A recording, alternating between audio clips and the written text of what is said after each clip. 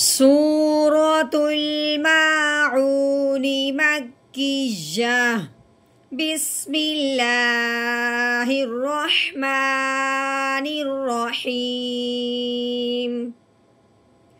أرأيت الذي يكذب بالدين فذلك الذي يدع اليتيم ولا يحض على طعام المسكين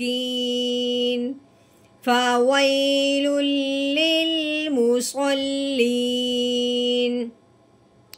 الذين هم عن صلاتهم ساهون الذين هم يراءون